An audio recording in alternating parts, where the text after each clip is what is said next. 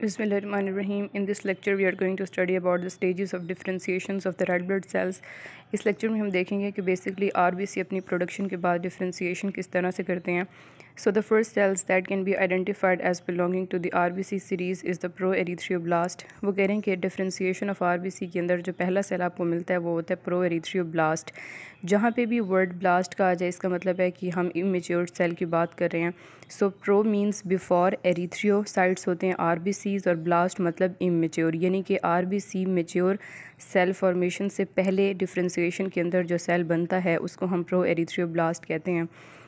That is shown at the starting point. इस figure के अंदर अगर हम देखें तो प्रो एरिथ्रियोब्लास्ट जो कि एक इमेच्योर रेड ब्लड सेल है वो प्रोड्यूस होगा फर्स्ट स्टेप के अंदर. Under appropriate stimulation large numbers of these cells are formed from the colony forming unit erythrocytes stem sales.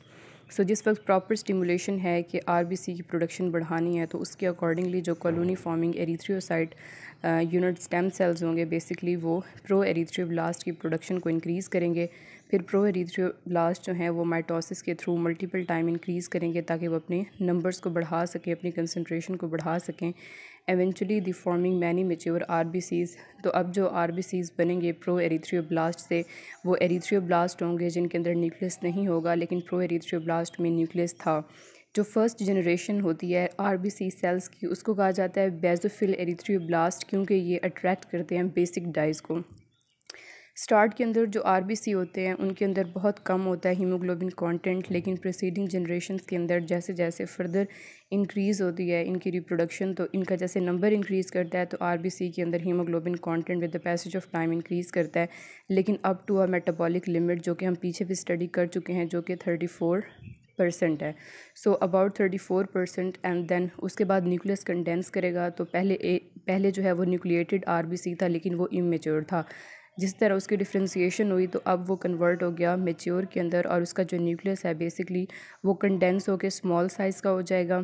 इसके अलावा एंडोप्लाज्मिक रेटिकुलम एब्जॉर्ब हो जाएगा, माइटोकॉन्ड्रिया डिसअपीयर हो जाएगा. इस तरह का जो सेल स्टेज होगा यानी इतनी सारी मॉडिफिकेशंस के बाद, इतनी सारे डिफ्रेंशिएशन के बाद हम उसको नाम देते हैं रेटिक्यूलोसाइट का, because it still contains a small amount of the basophilic material, जिसके अंदर क्या है कि कुछ रिमेन्स होंगे गोल्जी एपरेटस के, माइटोकॉन्ड्रिया के and a few other cytoplasmic organelles. उसके अलावा जो रेटिक्यूलोसाइट स्टेज के बाद सेल जो है वो बोन मैरो में फॉर्मेशन के बाद ब्लड कैपिलरीज की तरफ मूव करता है एक प्रोसेस के थ्रू जिसका नाम है डायपिडेसिस.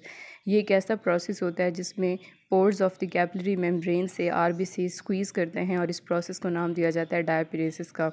आरबीसी की प्रोडक्शन जो है वो होती है बोन मैरो के अंदर और उसके बाद इनको रिलीज़ कर दिया जाता है ब्लड कैपिलरीज के अंदर ताकि वो ब्लड सर्कुलेशन का पार्ट बन सके. The remaining basophilic material in the reticulocyte normally disappears within 1 to 2 days. कि जो रिमेनिंग मटीरियल होता है बेसोफिलिक मटीरियल वो within 1 to 2 days remove हो जाएगा and the cell is then a mature erythrocyte जो कि एक मेच्योर आरबीसी होगा.